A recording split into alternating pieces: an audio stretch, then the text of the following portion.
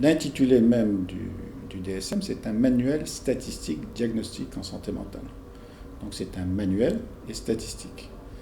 Est-ce qu'il convient de réfléchir à l'aune d'un certain nombre de normes statistiques pour codifier la pathologie mentale? Il me semble que non.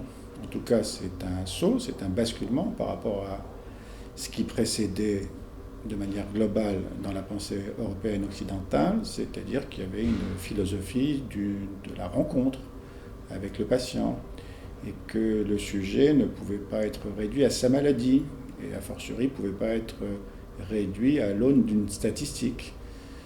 Il y avait une véritable capacité de rentrer en proximité avec la folie de l'autre, parfois avec des excès.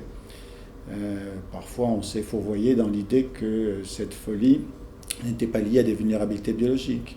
Bien sûr qu'elle peut l'être, mais ça n'empêche pas qu'on avait un appétit et un engagement à pouvoir témoigner d'une rencontre d'être humain à être humain, et pas simplement ce qui se joue avec le DSM, c'est-à-dire que très rapidement, en l'espace de quelques minutes, le praticien, qu'il soit médecin généraliste ou psychiatre, va, à partir d'une dizaine d'items, déterminer que vous êtes maniaco-dépressif, que vous êtes bipolaire, que vous êtes anorexique, que vous êtes déprimé majeur, bon, et va vous faire entrer dans des cases avec une rapidité de prescription qui est inquiétante.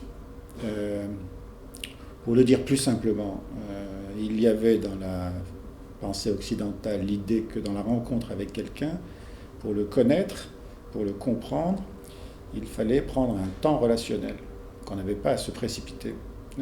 Là, il y a une espèce de précipitation qui rentre dans un cadre sociétal plus vaste, hein, où on a moins le temps et où on codifie un petit peu trop rapidement. Bref, au lieu de penser et ensuite, pourquoi pas de classer, nous avons tous un fonctionnement qui va vers un classement en fonction d'un certain nombre de catégories. Avec le DSM, vous classez, et je ne suis même pas sûr que vous pensez après. Vous classez et vous prescrivez un petit peu trop rapidement. Je vous donne un seul exemple, celui de la dépression.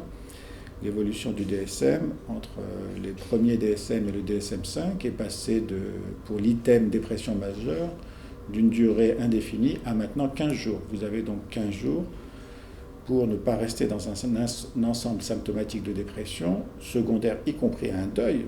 Donc 15 jours pour un deuil, ça c'est quand même un petit peu rapide, et surtout ça n'est pas du tout en lien avec des données scientifiques. Ce n'est pas un psychanalyste français qui le dit, c'est la revue Lancet et les revues internationales qui se sont liguées contre ce classement, par exemple. Bon. Sans compter bien sûr que 15 jours de symptomatologie aiguë, ça ne permet aux médecins dans la majorité des cas que de prescrire un traitement médicamenteux. Donc l'idée c'est qu'on ne reste pas dans un travail de deuil, on ne reste pas dans un travail de rêve, dans un travail d'imaginaire. On va vite dans la société américaine, alors qu'en Europe, une civilisation qui a une histoire beaucoup plus importante que l'histoire américaine, on essaye de rester en lien avec son passé dans une projection dans l'avenir.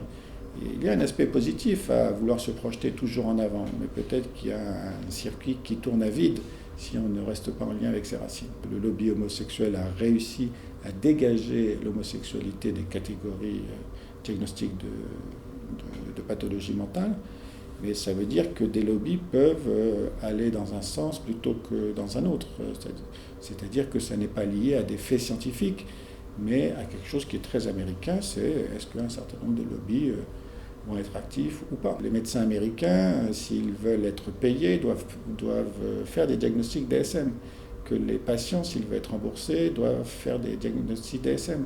Que les mutuelles ne peuvent être agissantes qu'en fonction du diagnostic DSM. Que le permis de conduire, que la magistrature, tout est maintenant en fonction de cette catégorie qui s'est implantée.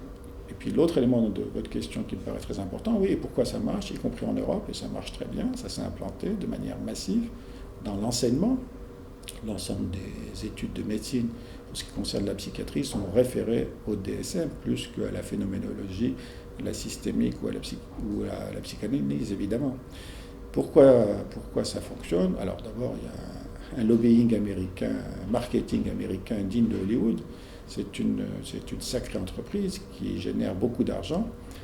Et évidemment, il y a un accordage avec les laboratoires pharmaceutiques, puisqu'il y a une possibilité de prescription assez rapide.